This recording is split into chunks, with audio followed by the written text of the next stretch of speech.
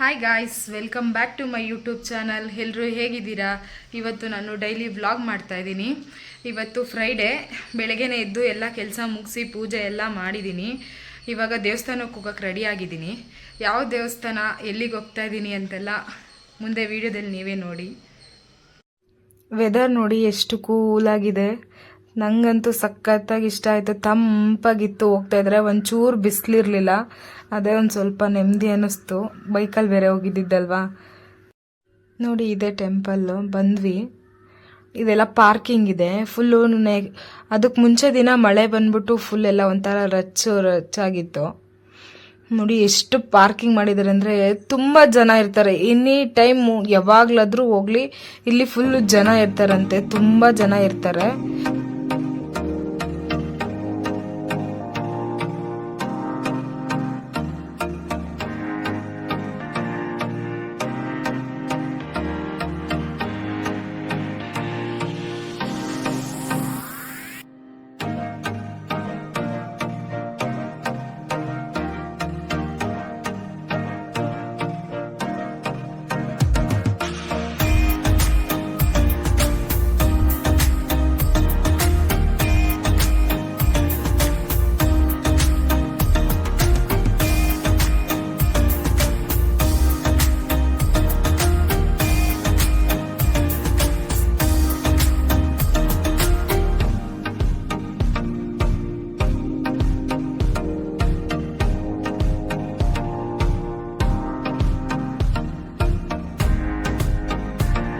Temple ಒಳಗಡೆ entry ಆಗಿದ ತಕ್ಷಣ ಫಸ್ಟು ನಮಗೆ ಸಿಗೋದೇ ವಿಘ್ನ ವಿನಾಶಕ.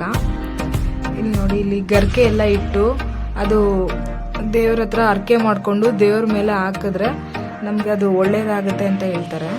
ಫಸ್ಟು ಬಂದು ಇಲ್ಲಿ ಕಾಲು ತೊಳ್ಕೊಂಡು ಆಮೇಲೆ ಹೋಗಿ ಅಲ್ಲಿ ವಿಘ್ನ ವಿನಾಶಕನ ದರ್ಶನ ಮಾಡ್ಕೊಬೇಕು.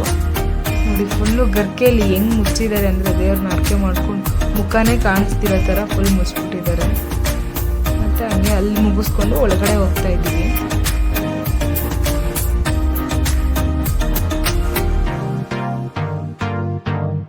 ನೋಡಿ, ಈ ದೇವಸ್ಥಾನ ಅರ್ಕೆ ಮಾಡಿಕೊಂಡು, ಇದು ತೆಂಗಿನಕಾಯಿ ಕಟ್ಟಿರೋದಲ್ಲಿ ಅದು ಏನೇ ಅರ್ಕೆ ಮಾಡಿಕೊಂಡು ನಾವು ಕೆಂಪು ಬಟ್ಟೆಯಲ್ಲಿ ಕಾಯಿ ಕಟ್ಟಿದ್ರೆ ನಮ್ಗದು ಒಳ್ಳೇದಾಗುತ್ತೆ ಅಂತ ಹೇಳ್ತಾರೆ.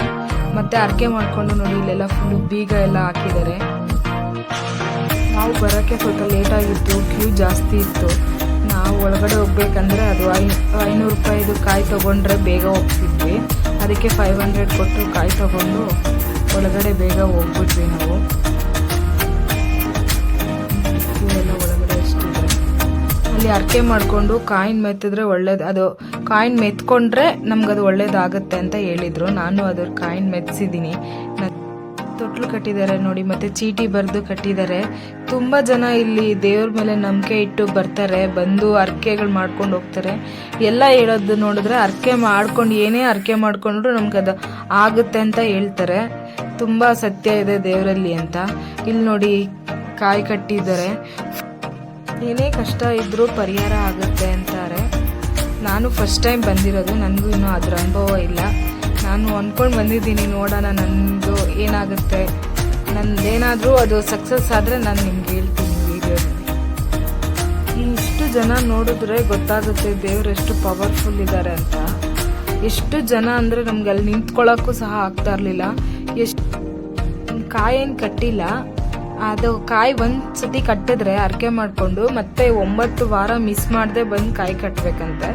ಅದಕ್ಕೋಸ್ಕರ ನಾನು 9 ವಾರ ಬರೋಕ್ಕಾಗುತ್ತೋ ಇಲ್ವೋ ಅಂತ ಯೋಚನೆ ಮಾಡಿ ನೋಡೋಣ ನೆಕ್ಸ್ಟ್ ಟೈಮು ಅಂತ ಹೇಳ್ಬಿಟ್ಟು ಬರೀ 9 ರೌಂಡ್ ಮಾತ್ರ ಸುತ್ತಬಿಟ್ಟು ದೇವ್ರಿಗೆ ನಮಸ್ಕಾರ ಮಾಡಿಕೊಂಡು ಬಂದ್ಬಿಟ್ಟೆ.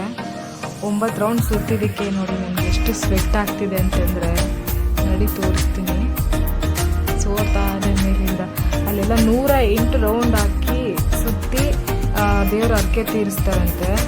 ತುಂಬ ಕಷ್ಟ ಇದೆ. ಇಲ್ಲಿ ನೋಡಿ, ದೃಷ್ಟಿ ತೆಗಿತಾ ಇದ್ದಾರೆ. ನಮಗೇನೇ ದೃಷ್ಟಿ ಆಗಿದ್ರು, ಕಣ್ಣು ದೃಷ್ಟಿ ಅದೆಲ್ಲ ಆಗಿದ್ರೆ ಇಲ್ಲಿ ದೃಷ್ಟಿನೂ ತೆಗೆಸ್ಕೊತಾರೆ. ಅದಕ್ಕೆ ನನಗೂ ಯಾಕೋ ದೃಷ್ಟಿ ಆಗಿತ್ತು ಅನ್ನಿಸ್ತು. ಅದಕ್ಕೆ ಹೋಗಿ ದೃಷ್ಟಿ ತೆಗೆಸ್ಕೊತಾ ಇದ್ದೀನಿ.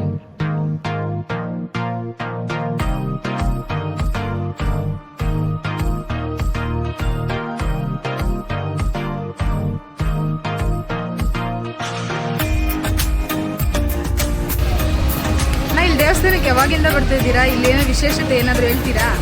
ನಾವು ಇಲ್ಲಿ 4 ವಾರದಿಂದ ಬರ್ತಾ ಇದ್ದೀರಿ. ಇಲ್ಲಿ ಬಂದಾಗಿಂದನೂ ಮನಸ್ಸಿಗೆ ತುಂಬ ಸಂತೋಷ ಸಿಕ್ಕಿದೆ. ಅಂದರೆ ಈ ದೇವಸ್ಥಾನಕ್ಕೆ ಬಂದವರೆಲ್ಲರೂ ಎಲ್ಲರೂ ಚೆನ್ನಾಗಿದೆ, ದರ್ಶನ ಮಾಡಬೇಕು ಅಂತ ಹೇಳ್ತಾರೆ. ಬಂದವರಿಗೆಲ್ಲ ಒಳ್ಳೆಯದೇ ಆಗಿದೆ. ನೀವು ಯಾರನ್ನ ಬರೋಂಗಿದ್ರೆ ಬನ್ನಿ ನೋಡಿ, ಒಳ್ಳೇದಾದರೆ ಇನ್ನೂ ಕೆಲವ್ರಿಗೆ ಹೇಳಿ ಚೆನ್ನಾಗಿದೆ. ಈ ತೆಂಗಿನಕಾಯಿ ಎಲ್ಲ ಅರ್ಕೆ ಮಾಡ್ಕೋತಾರಲ್ವಾ, ಅದು ಏನಕ್ಕೆ ಮಾಡ್ಕೊಳ್ಳೋದು? ಅರ್ಕೆ ಅಂತಂದರೆ ಈ ಮಗು ಆಗಿಲ್ದಿರೋರಿಗೆ, ಮತ್ತು ಸಾಲ ಕೊಟ್ಟಿಲ್ದಿರೋರಿಗೆ, ಮತ್ತು ಮನೆಗೆ ಇದು ಅಂದರೆ ಮನೆಗೆ ನೆಮ್ಮದಿ ಇಲ್ಲ ಅಂತಂದರೆ ಆ ಥರ ಎಲ್ಲ ಬಂದು ಮನಸ್ಸಿಗೆ ಕೇಳಿಕೊಂಡು ಇಲ್ಲಿ ಮರಕ್ಕೆ ಕಟ್ಟಿದ್ರೆ ನಿಮ್ಮ ಏನು ಅಂದ್ಕೊಂಡಿದ್ದೀರೋ ಅದೆಲ್ಲ ನಡೆಯುತ್ತೆ. ಎಷ್ಟು ರೌಂಡ್ ಹಾಕಿದ್ರಿ ನೀವು? ನಮಗನ್ಸಿದ್ದು 9 ರೌಂಡ್ ಹಾಕಬೇಕು ಅಂತ. ಕೆಲವರಿಗೆ ಯಾರ್ಯಾರು ಅರ್ಕೆ ಓದ್ತಿರ್ತಾರೋ ಅವ್ರಿಗೆಲ್ಲರಿಗೂ 108, 109, 60, 58 ಆ ಥರ ಒಂದು ಸ್ಲಿಪ್ ಕೊಡ್ತಾರೆ. ಆ ಸ್ಲಿಪ್ ಪ್ರಕಾರ 9 ವಾರ ಅದನ್ನೇ ಮಾಡ್ಕೊಂಡು ಹೋಗ್ಬೇಕು. ಪೂಜೆ ಎಲ್ಲ ಮುಗೀತು. ಎಲ್ಲ ಮುಗಿಸ್ಕೊಂಡು ಲಾಸ್ಟಿಗೆ ಅಲ್ಲಿ ಪ್ರಸಾದ ಕೊಡ್ತಿದ್ರು. ಪ್ರಸಾದ ತಿನ್ನೋಣ ಅಂತ ಹೋದ್ವಿ. ನೋಡಿ ಅಲ್ಲಿ ಪ್ಲೇಸ್ ಇದೆ, ಒಳಗಡೆ ಹೋದರೆ ಅಲ್ಲೇ ಫುಲ್ಲು ತಟ್ಟೆ ಎಲ್ಲ ತೊಳೆದಿಟ್ಟಿರ್ತಾರೆ, ತೊಗೊಂಡು ಹೋಗ್ಬೇಕು. ಒಳಗಡೆ ಹೋದ್ವಿ, ಜನ ನೋಡಿದೆ ಎಷ್ಟು ಜನ ಇದ್ರು ಗೊತ್ತಾ, ಫುಲ್ಲು ರಶ್ಶು. ನನಗೆ ಪ್ರಸಾದ ತಿನ್ನೋದೇ ಬೇಡ ಅನ್ನಿಸ್ಬಿಟ್ಟಿತ್ತು. ಇಷ್ಟು ಜನ ಇದ್ದಾರೆ, ಹೆಂಗಪ್ಪ ನಾವು ಈಸ್ಕೊಂಡು ತಿಂದು ಹೋಗೋದು ಮನೆಗೆ ಅಂದ್ಕೊಂಡು ಬೇಡ ಅಂದ್ಕೊಂಡು ನಾನು ಸುಮ್ಮನೆ ಅಲ್ಲೇ ನಿಂತ್ಕೊಬಿಟ್ಟೆ ಒಂದು 5 ನಿಮಿಷ. ಆಮೇಲೆ ಅವರು ಇಲ್ಲಿ ಗಂಟ ಬಂದಿದ್ದೀವಿ, ಪ್ರಸಾದ ತಿಂದಿರ ಹೋಗ್ಬಾರ್ದು ದೇವ್ರದು, ಬಾ ಹೋಗೋಣ ಅಂತ ಹೋದ್ವಿ. ಆಮೇಲೆ ಪ್ರಸಾದ ತಿಂದ್ವಿ.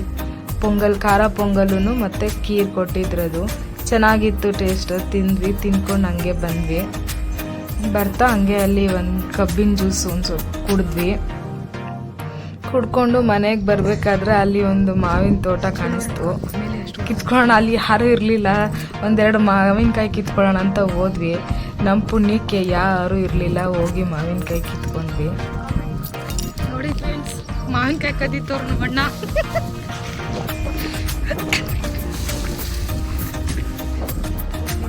ಎತ್ತಣ ಶ್ರುತಿ ಅಕ್ಕನ ಮೇಲಕ್ಕ ಕಿತ್ಕೊಂತಾರೆ, ಹೋಗಕ್ಕೆ ಎತ್ತುತ್ತಾರಂತೆ. ನೋಡಿ ಗಾಯ್ಸ್, ಎಷ್ಟು ಮಾವಿನ ಕದ್ದಿದ್ದೀವಿ. ಅಲ್ಲಿ ಯಾರೂ ಇರಲಿಲ್ಲ, ಕದ್ಕೊಂಡು ಬಂದಿದ್ದೀವಲ್ಲ, ಇಷ್ಟು ಹಣ್ಣು ಕಿತ್ಕೊಂಡು ಬಂದಿದ್ದೀವಿ. ಗಾಯ್ಸ್, ಇವತ್ತಿನ ವಿಡಿಯೋ ಇಷ್ಟೇ. ನಿಮಗೆಲ್ಲ ಇಷ್ಟ ಆಗಿದ್ರೆ ಲೈಕ್ ಮಾಡಿ, ಶೇರ್ ಮಾಡಿ, ಕಮೆಂಟ್ ಮಾಡಿ, ತಪ್ಪದೆ ಸಬ್ಸ್ಕ್ರೈಬ್ ಮಾಡಿ.